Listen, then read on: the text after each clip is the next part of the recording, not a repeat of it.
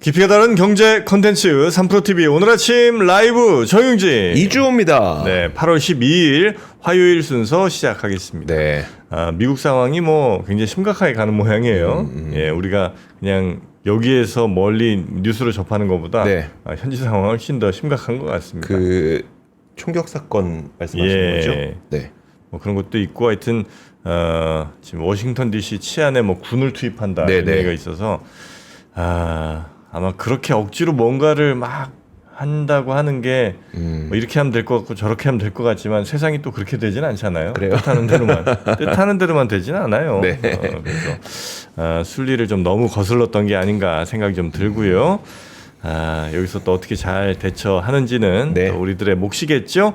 자, 오늘은 권 팀장과 함께 뉴스 보고 그다음에 네. 박병창 이사님 시장 이야기 해주시고 또 인덱스 시간에 네. 김열매 이사가 나오실 건데 스테이블 코인과 서클에 대한 이야기를 한번 해볼 겁니다. 이거 제일 뜨거운 얘기인데 요즘 우리나라 분들 관심 진짜 많으신 것 같더라고요. 네.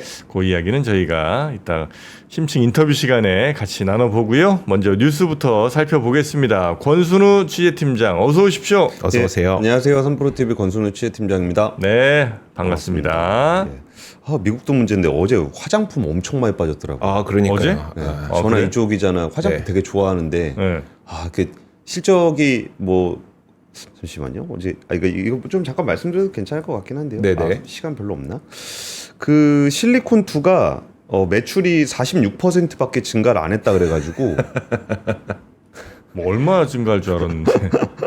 두 배는 올라야죠 실적이. 그래요? 2배는 올라야 된다 그러는데 영업이익은 34%밖에 증가를 안 했다 그래가지고 몇 퍼센트 빠졌었죠? 어제 18% 빠졌습니다. 18%가 빠졌어요? 예. 하루에? 예. 장난 아니죠. 네. 예. 뉴욕 증시는 다우존스가 0.45% 하락했고요. 나스닥은 0.3% 하락했고 S&P 500은 0.25% 하락했습니다. 지금 러시아 푸틴 대통령과의 회담의 의미를 좀 축소하면서 이게 네. 뭐 잘 안 될 것 같은 분위기를 좀 연출을 하면서 투자 심리가 좀 약해진 측면이 좀 있고요. 그리고 이제 CPI가 나올 건데 좀 어떻게 나올지에 대해서 좀 약간은 불안해하고 있는 상황입니다. 이게 이전에도 변동성이 큰 CPI가 나왔죠. 아직 안 나왔죠. 아직 안 네네. 나왔죠. 전망치들이- 예상치만 나온 전망치들이 좀 거죠. 나오고 있죠. 예상치만 나왔는데 6월 수치보다 조금 더 높게 나올 것으로 좀 예상을 좀 하고 있습니다. 아무래도 관세의 영향 때문에 인플레이션이 올라올 거다라는 불안감들이 좀 있거든요. 네. 뭐 비둘기파들은 뭐 올라도 관세에 대한 영향은 한 번이다라고 좀 얘기를 좀 하고 있는 상황이긴 한데 또 이제 월가에서는 이제 CPI가 좀 높게 나올 수 있다라는 네. 부분에 대한 불안감들을 좀 가지고 있는 상황입니다. 그리고 이제 엔비디아 얘기는 좀 이따가 다시 드릴 건데 네. 그 중국에 수출하려 그러면은 매출의 15%를 내라 그랬다는 거예요. 이게 좀 이상한 거죠. 그러니까 이른바 수출세라는 건데 그러니까 수출세가 있을 수 있죠. 있어요? 근데 그냥 그렇게 매기면 안 되잖아요. 이게 있을 수 있어요? 네, 일단 뉴스는 자세히 네. 전해드리겠습니다. 첫 번째 소식은요. 트럼프 대통령이 워싱턴 DC의 경찰 업무를 연방정부 직할체제로 바꾸고 필요할 경우 군을 친한 강화에 투입할 것이다라고 발표를 했습니다. 같이 보시면은 워싱턴 DC가 해방될 것입니다. 범죄, 야만, 더러움, 쓰레기가 사라질 것입니다. 한번 같이 보시죠. 네. 저는 우리 수도가 다시 위대하게 만들 것입니다. 무고한 사람들이 무자비하게 죽이거나 해치던 시대는 끝났습니다. 저는 국경을 신속히 복구했습니다. 그러니까 국경을 정리한 것처럼 워싱턴 DC를 정리하겠다. 워싱턴의 살인율은 콜롬비아 보고타보다 높다. 24년도에 살인율을 보니까 실제로 워싱턴 DC가 가장 높게 나오는 그래요? 모습을 네. 보이죠. 근데 이거는 팩트 체크가 좀 필요할 것 같이 보이긴 합니다. 지금 제가 기사들을 조금 찾아본 거에서는 네. 그 워싱턴 DC의 범죄 사건은 전년 동기 대비해서 7%, 폭력 범죄는 26% 감소했고요. 지난해 범죄율은 30년 만에 최저치를 기록을 했다는 거예요. 그래서 이게 그 뭐 인구 대비해서인가 뭐 이런 부분들은 조금 더 살펴볼 필요가 좀 있는 것 같고요. 네. 근데 이 얘기를 이제 그 올렸을 때 그 트럼프 대통령이 그 청소년 갱단의 폭력 사건에 관한 부분들을 열거를 한 바가 있습니다. 네. 그래서 청소년 갱단의 폭력 사건 때문에 군을 투입해야 된다라는 명분을 최소한 미국 민주당에서는 좀 받아들이지 않고 있습니다. 여기서 그 좀 시선 돌리기를 좀 하고 있는 거 아니냐, 그러면서 뭐 관세, 의료 서비스, 교육과 이민에 대한 그 정책적인 비판을 돌리기 위해서 DC 방위군을 가동하고 있다라고 네. 민주당 쪽에서는 비판을 하고 있습니다. 그리고 민주당에서는 법안도 내고 있어요. 그 대통령 권한으로 주 방위군을, 그러니까 이게 좀 다른 것 같더라고요. 이게 그 주 방위군을 투입할 수 있는 조건들이 네. 이게 워싱턴 D.C.는 조금 다른가 봐요. 그래가지고 이제 그 전에 캘리포니아주 방위군 동원했을 때 막 네네. 주지사하고 막 싸우고 막 그랬었잖아요. 근데 D.C.는 조금 상황은 다른 것 같은데, 그래서 좀 민주당에서는 법안을 바꿔서 못하게 하려고 그러는 것 같습니다.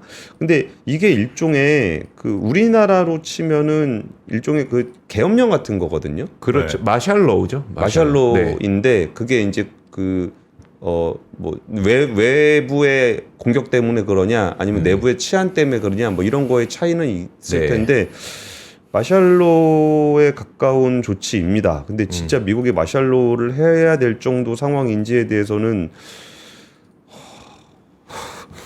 제가 보기엔 아닌 것 같은데 네. 그게 모르겠습니다. 그쪽에 사시는 분들은 어떠신지 좀 선을 좀 넘는 것 같은 느낌이 좀 있죠. 네. 그리고 이게 이제 엔비디아하고 AMD에 대해서 반도체 팔면 15%를 세금으로 내라. 중국에 낸다는 거죠?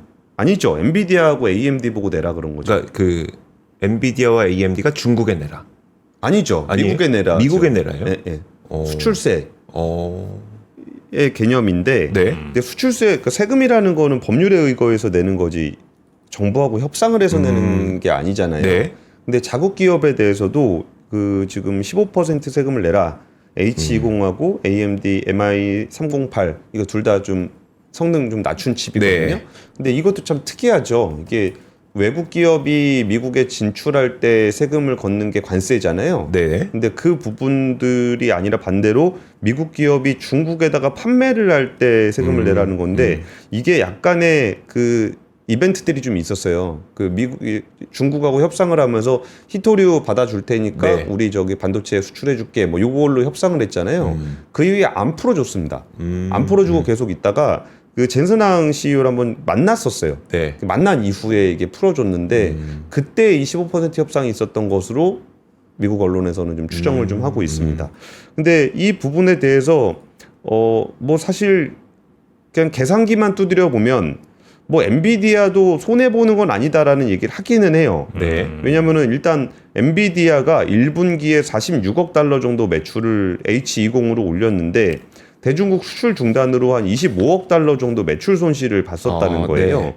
그러다 보면 그 수출 중단이 없었다면 70억 달러 이상 매출을 올렸을 테고 여기에 15%를 내더라도 네. 뭐 좀 이익이 엔비디아에서는 그래도 하는 게 이익이다라고 하는 건데 뭐 이익이냐 아니냐를 그 정부하고 협상을 하는 건지는 잘 모르겠습니다. 제가 보기에는 아닌 것 같은데 그냥 하니까. 네. 근데 여기서 또 하나 좀 얘기가 나오고 있는 게 그 중국의 반응도 조금 차갑습니다. 그 엔비디아 칩 그거 어차피 최신 칩도 아니고 성능 가성비가 그렇게 높은 것도 아닌데 네. 거기에 또 백도어 논란이 좀 얼마 전에 있었잖아요. 네. 그러면서 그 엔비디아 칩을 중국에 쓸까에 대한 이야기들도 조금은 나오고 있는 상황입니다. 그래서 트럼프 대통령의 행보가 우리가 맞을 때는 뭐 우리가 외국이니까 그런가 보다라고 좀 생각을 하고 있는데 네. 그 내부에서도 이러는 거 보면서 이거는 의외로 좀 내부적으로 지지율이 지금 최저치까지 내려와 있는 게 괜히 그런 건 아니구나라는 네. 좀 추정을 좀 하게 하고 있습니다. 자, 하여튼 미국 상황들 좀 정리해서 전해드렸고요. 그리고 어젠가 왜 이렇게 NCC 예, 여천 NCC. 네, 그거 전해주셨었는데 좀 다른 상황들이 좀 발생했습니까? 좀 이렇게 좀 황당한 상황이 발생을 했는데요. 그러니까 이게 여천 NCC가 원래 한화하고 대림하고 같이 만든 회사예요. 네. 여천 NCC가 에틸렌 만드는, 그러니까 기초 소재 만드는 회사인데, 그러면은 이제 대림도 사가고 한화도 사가고 이제 자기네 물건 사가려고 사실상 만든 회사이기도 해요. 네. 물론 딴 데도 팔긴 팔지만. 그리고 두 회사 모두 이제 자기네가 만든 회사니까 좀 싸게 공급을 받았습니다. 네. 그리고 여천 NCC가 좀 어려움이 있다라는 거는 뭐 다들 원래 알려져 있던 얘기고, 근데 어제 이사회가 있었습니다. 이사회가 있어가지고 그러면 이제 주주 반반이니까 네. 다 반반이에요. 같이 보시면은 이게 딱 50대 50입니다. 49대 51도 아니고 50 네. 플러스 1주도 아니고 DL 케미칼이 50% 한번 같이 공시 보시죠. 네. 그리고 하나솔루션이 50%. 화면 그냥 혹시 띄워주세요. 예, 예. 네.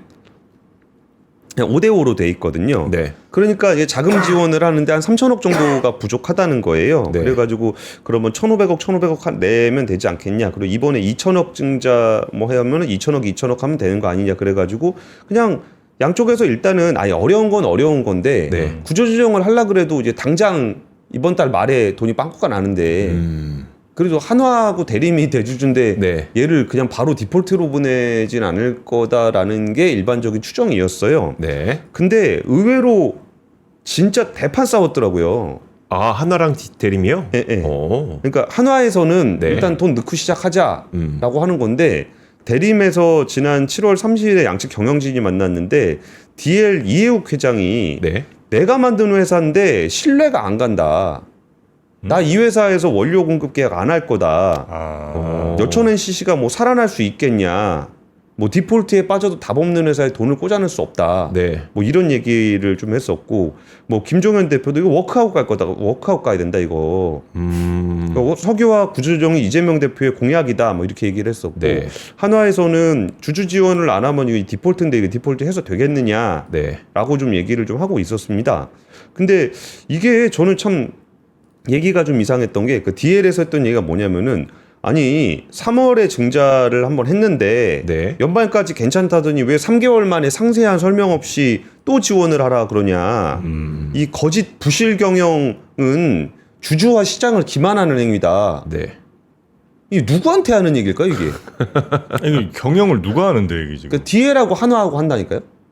이게 예를 들면 대표가 누구예요? DL이요. 대표가? 예. 아 그래요? 그럼 지가 아니 자기들이 경영하면서 뭐 상황을 모르지 않을 거 아니에요? 아 그러니까 경영진도 반반이고 네. 주주도 반반이에요. 그 저기 이사회도 반반이고. 네.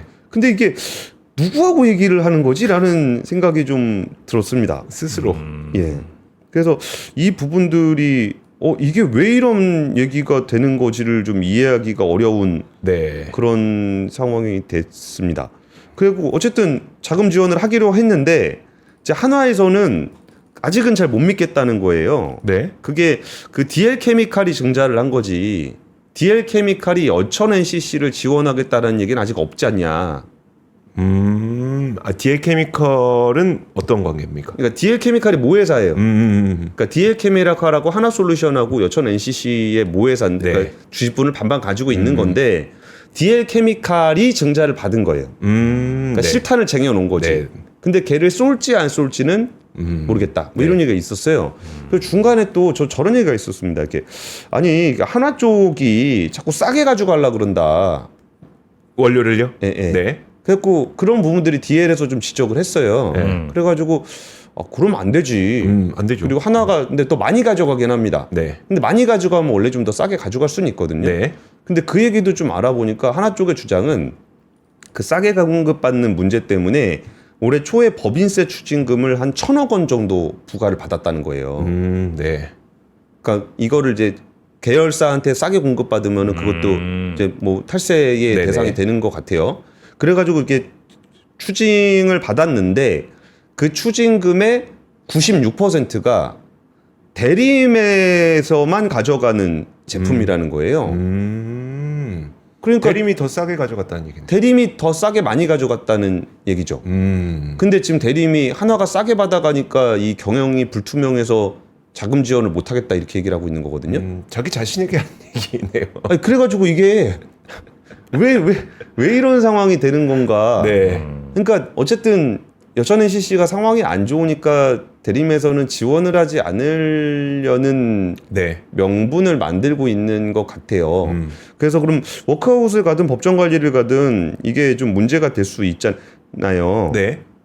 그래가지고 이제 금융권을 통해서 좀 이래저래 여기저기 좀 어제 취재를 좀 해봤거든요. 네. 근데 보니까 지금 이제 산업은행이 주채권 은행이고 네. 그리고 뭐 국민은행, 우리은행, 신한은행, 하나은행 다 수천억 원대의 대출이 있어요. 근데 이걸 워크아웃을 보내거나 법정 관리를 보내버리면은 이 금융권의 대출이 다 수천억이 손실에 잡힐 수 있거든요. 네. 그랬더니 금융권에서도 조금 황당해하더라고요. 아니 문제가 어려운 건 알겠는데 그렇다고 이거를 워크아웃을 보낸다고? 근데 워크아웃 가려 그러면 이사회 결의해야 되거든요. 네. 근데 반반이에요. 네. 그러니까 이사회 결의가 안 돼요. 그리고 채권은행들도 대주주가 대림이랑 한화인데 채권을 다 탕감해주는 워크아웃을 그냥 받으라고요? 이게 그런 얘기하면서 아니 뭐 그럴 일은 없겠지만 네. 진짜 그런 일 생기면 대림그룹 어떡하려고 그러냐고. 그 금융권이랑 거래 다 하고 있잖아요. 국민은행, 네네. 신한은행, 하나은행, 우리은행이면 산업은행까지 하면 네. 우리나라 은행도 다잖아요. 네. 그럼 그거를 그냥 떼먹고 치우려는 게 말이 되냐? 뭐 이런 얘기가 좀 있었고 다음 사업은 어떻게 할래? 다음 사업 정도가 아니라 지금 사업 계속 할 수 있겠냐는 네, 그 정도예요? 얘기를 좀 하는 거고요. 그러다 보니까 이게 또 이렇게 정부가 좀 화학 산업에 대한 질서 있는 축소를 추진하고 있는데 여천엔 CC가 그래도 한 3등 정도 되는 회사거든요. 네. 이게 뭐 롯데, 뭐 LG 뭐 이런 거 해가지고 3등 되는데 그래? 이거를 그냥 디폴트로 터트려 버린다고? 그래가지고 아우 그런 일은 없을 거다. 네. 라고 하면서 그냥 둘이 자금 지원하는 과정에서의 뭐 협상 과정에서의 싸움일 거다. 네. 그거를 뭐 진짜 진지하게 워크아웃이든 법정 관리든 보내기도 쉽지 않고 그거를 했을 때 사회적인 파급이 너무 크기 때문에 뭐 네. 그런 일은 없을 거다라고 좀 얘기는 하고 있습니다. 근데 어쨌든 약간 긴장하는 얘기가 좀 나오다 보니까 어제 이런저런 얘기 나오면서 어제 그 DL 건설에서도 산업재해 나가지고 네. 지금 현장 소장부터 대표이사까지 지금 다 사표 제출한 상황이거든요. 그러니까 얼마 전에 그 포스코 ENC도 면허 취소 언급이 네. 좀 있었잖아요. 네. 그러다 보니까 이걸 가지고도 혹시 뭔가 사고 치면 큰일 난다. 뭐라는 얘기들도 좀 나왔습니다. 그나마 좀 긍정적으로 해석할 수 있는 거는 뭘까? 긍정적이라는 게 뭐 되게 좋은 요새 화학에 좋은 일은 없는데 네. 대산이랑 여수 쪽은 조금 구조조정 가닥을 좀 잡았나 봐요. 근데 대산이랑 울산 쪽. 네. 근데 여수가 지금 조금 잘 안 풀리고 있거든요. 근데 여천엔 CC가 여수에 좀 규모가 커요. 네. 그래서 이번 사안이 오히려 좀 여수 산단 쪽의 화학산업 구조조정을 좀 수면 위로 드러내서 촉발할 수 있는 계기가 된 것 같다라는 얘기 네. 정도는 좀 그래도 좀 한 발 나아간 얘기가 아닐까 싶었습니다. 네. 그래서 지금 뭐 들리는 얘기로는 뭐 그냥 한화가 좀 인수를 해줬으면 좋겠다 이런 얘기들도 좀 있고. 그 둘 중에 하나가 그냥 하는 게 낫겠어요. 아니, 그러니까 한화가 아니라 둘 중에 한 회사가 네. 어디가 됐든 그냥 책임 경영을 하고 뭐 전략적 우호 관계 뭐 이런 거 갖고 좀 뭐 좋은 제품 잘 우선 주고 뭐 이 정도 하면 되지.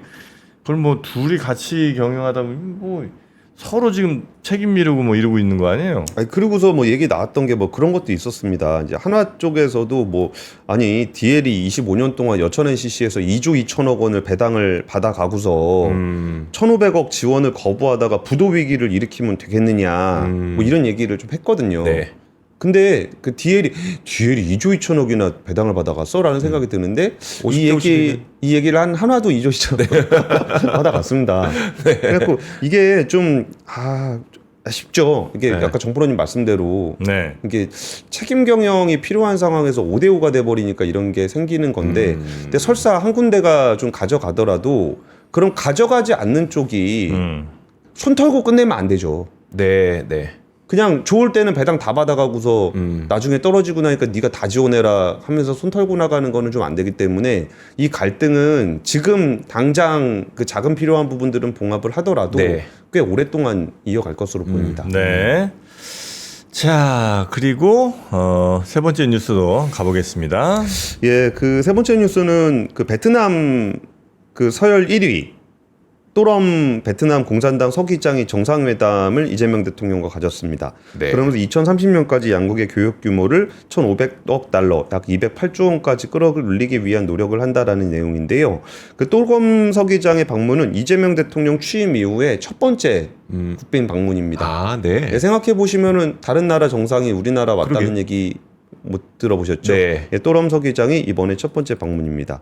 그리고 이게 그 한국과 베트남이 FTA를 맺은 지도 이제 10년이 됐고요. 그리고 이 부분에 대해서 그 베트남의 당 서기장이 한국을 방문한 것도 2014년 이후에 처음 있었던 일입니다. 그래서 꽤 의미가 있는 방문이에요. 근데 여기에는 좀 어떤 의미를 좀 가질 수가 있냐면은 사실 베트남이라는 나라가 우리나라의 3위 교역국입니다. 그러니까 중국, 미국 네. 뭐 이런 거하고 해보면 3위 교역국이라 생각보다 베트남이라는 국가하고 굉장히 우리나라가 긴밀한 관계로 돼 있고요. 양국의 교역액이 이미 120조 원 규모고 네. 우리나라 기업이 베트남에 몇 개 정도 나가 있을까요? 우리나라 기업이 예. 아니, 그러니까 작은 기업까지?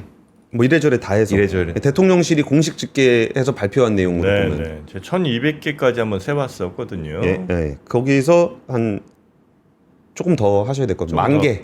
만 개. 진짜 많이 나갔죠. 와. 예, 우리나라하고 교역을 정말 많이 하고 있는 나라입니다. 그래서 정상회담에서는 신도시 고속철도 원전 등 베트남의 대규모 인프라 사업을 하게 될 때 한국 기업이 참여할 수 있는 우호적인 조건을 형성하자 뭐 이런 얘기를 좀 나눴는데 이 얘기는 어떻게 해석할 수 있냐면은 베트남의 구매력이 뭐 다른 선진국에 비해서 그렇게 높진 않아요. 네. 그러니까 우리나라가 여기서 비즈니스를 할 수 있는 부분들은 약간 그 정부가 주도하게 되는 이런 인프라 사업 쪽에 좀 참여할 수 있게 해달라는 거고요. 사실 우리나라의 현대차 기아가 베트남에서 1등일 겁니다. 1등 아니면 2등인데 네. 그 2등이 도요타하고 이게 왔다 갔다 하거든요. 그래가지고 뭐 제가 알기로는 1등도 하고 2등도 하고 뭐 그런 것 같은데 어쨌든 현대차도 그 좀 하고 있고요. 네. 뭐 삼성전자 이런 데는 뭐 베트남의 삼성은 네. 삼성전자잖아요. 네. 그런 얘기 그쵸. 있고. 그리고 저는 특이했던 게 MOU가 되게 많았는데 그 중에 그 평택시와 다낭시 간의 협력 MOU를 체결했다. 그러길래 평택과 다낭이요? 예, 예. 그냥 무슨 대낭은 그 경기도 다낭시라고 할 정도로 한국 사람들이 많이 가거든요.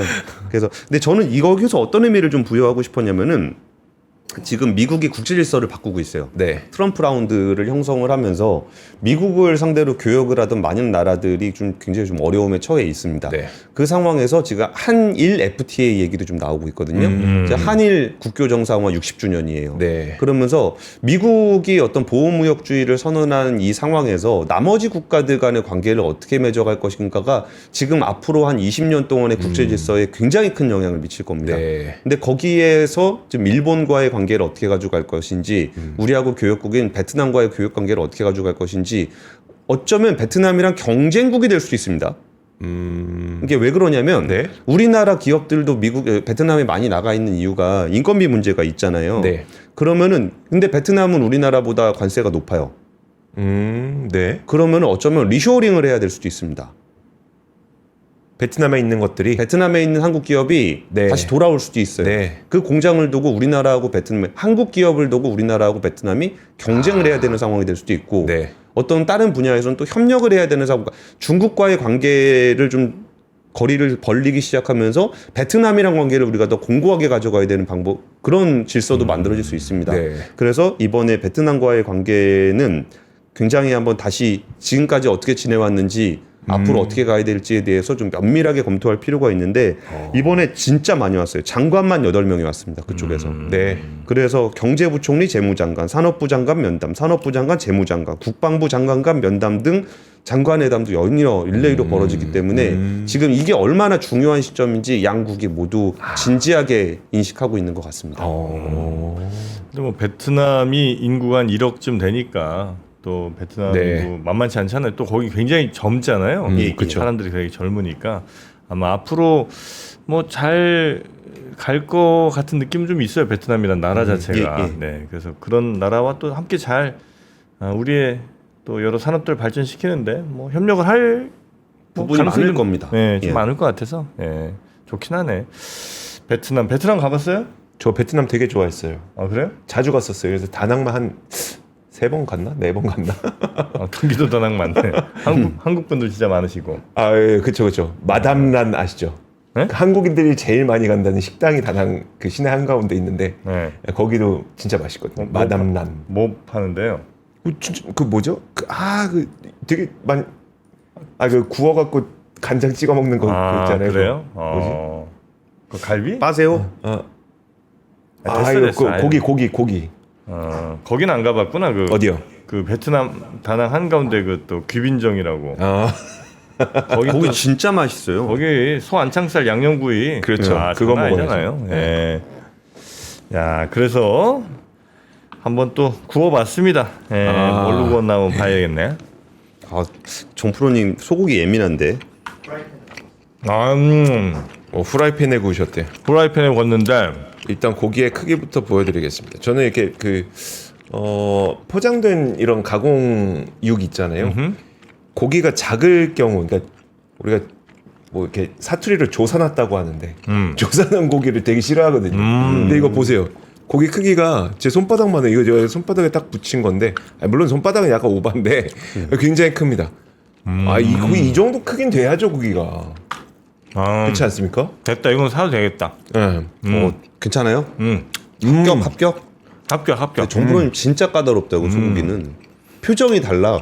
드실 때 보면. 요거는 이렇게 막 지방이 많은 고기가 아니에요. 근데 안심 같은 느낌이에요. 되게 그 부드럽고. 네.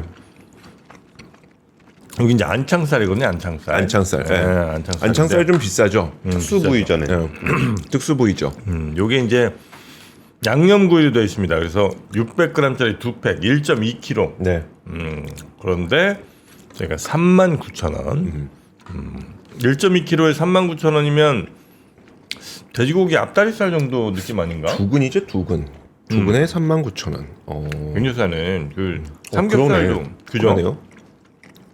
삼겹살도 요즘 엄청 비싸잖아요. 삼겹살 2,000원 조금 안 돼요. 2,000원? 100g에. 그러면 한 그램 12,000원? 그쯤 해요. 싼 데서. 거의 그러니까 삼겹살 가격에 준하는 만큼의 소고기 가격이에요. 네. 그리고 이게 제가 보니까 48시간인가를 과일 피레라고 하잖아요. 그러니까 연육 작업도 할 수 있고 또 잡내 맛도 없애고. 넣을 수 있고 하는 그 과일 피레를 한 48시간 정도 숙성을 시켰다고 하더라고요. 네. 그래서 고기도 부드럽고 안쪽까지 그 양념이 잘 배어 들어가서 그렇죠. 맛도 끝까지 나고 보통 겉부분에만 이렇게 양념 묻혀져 있는 거 저 되게 싫어하거든요. 머리 싫어하는 게 많아. 하여튼 그 뭐죠 그 파인애플 아니면 키위. 그걸로 하면 이제 고기들 그냥 싹 연육 되는데 얘는 뭘로 했는지 모르겠습니다만 뭐 청매실, 벌꿀, 생강 특제 소스가 좀 들어있대요. 네. 그렇게 이제 만든 건데 달달하니 맛있습니다. 밥 반찬으로 딱 좋을 것 같고. 딱 좋습니다. 네. 한우는 아니죠. 한우는 아니죠. 네, 애들도 엄청 좋아할 것 같아. 하여튼 진짜 100g에 2,500원이네요. 소 안창살 양념구이 요거 1.2kg 39,000원에 준비했으니까 요거는 뭐 편하게 그냥 애들 있는 집은 무조건 그리고 어른들도 뭐 이 정도면 밥 반찬으로 굉장히 잘 드실 것 같다 생각이 좀 듭니다. 귀빈정 소 안창살구이 일단 하나 준비를 했고요. 그리고 요거를 구워 드실 때 뭐 후라이팬에 구워 드셔도 되고 그릴 있으시면 더 좋습니다만 없는 경우에 자이글 파티 스페셜 맞는 그릴을 또 갖고 왔습니다. 자이글은 이제 워낙 유명하잖아요. 그렇죠. 그 위에서 이렇게 막 뭐 원적외선 뭐 이런 걸로 이렇게 뜨겁게 달구는 거잖아요. 요거는 위아래로 다 가열이 됩니다. 그래서 그릴, 오븐, 구이, 전자레인지, 에어프라이어 이 모든 기능을 다 할 수 있다는 거예요. 네, 바로 여기 지금 보이는 자이글 맞는 그릴인데. 저 예전 자익을 쓰다가 되게 고생했거든요.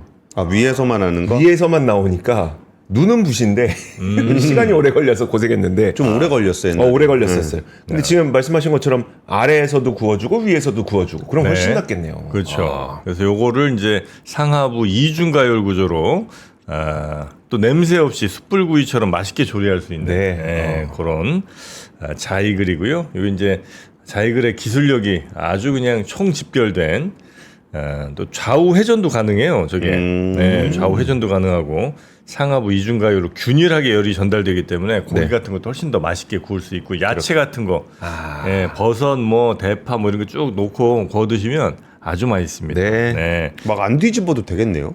그럴 것 같아요. 그렇죠, 그렇죠. 네. 그리고 안 이제 뒤집어도 되겠다. 밑에 적당히 익히고 위에 약간 바삭한 느낌 주고 싶어도 네. 그렇게 또 할 수 있고. 아우 좋다. 네. 네, 뭐 집에서도 이렇게 편하게 드실 수 있고 아니면 홈 파티 같은 거 아니면 뭐 캠핑, 네. 이런 거 하실 때 어. 자익을 하나 갖고 가시면 되겠습니다. 근데 되게 있어 보이겠다. 이거 집에 있으면.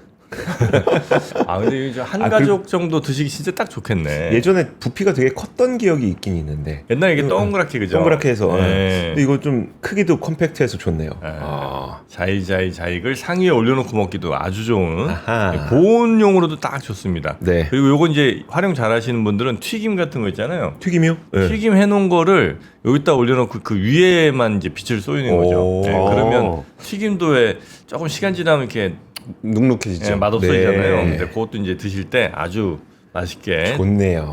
드실 수 있는 자익을 파티 스페셜 만능 그릴. 비싸면 안 되잖아요. 요거는 99,000원. 아. 네, 요 정도입니다. 집에 식탁을 레벨업 시키기 위해서는 요런 거 하나랑 네. 그다음에 전기 딱 꽂아갖고 데우는 뭐 있잖아요. 그 뭐라고 쿠커라고 그러나 이렇게 아 멀티 쿠커 같은 거. 전골 같은 거 하기 좋은 거. 아, 네네. 아, 예, 그거 예. 하나 있으면 한 레벨 올라갑니다. 그렇죠. 부대찌개가 됐든 뭐 이것도 그냥 떠갖고 국자로 해서 이렇게 먹으면 맛은 없고 네. 그런 거 이제 자글자글 끓면서 그렇죠. 고기도 이렇게 자글자글 자익을 첫 익으면서 술부터 마지막 술까지. 아주 맛있습니다. 거기다 삼겹살 넣고 거기다가 멀티쿠커에다가 김치찌개 넣고 해가지고 소주 한 잔. 맛있겠다. 네. 자, 그렇게 드시면 맛있다는 거. 자익을 맞는 그릴 그리고 귀빈정 소 안창살 양념 구이까지 오늘 준비했습니다.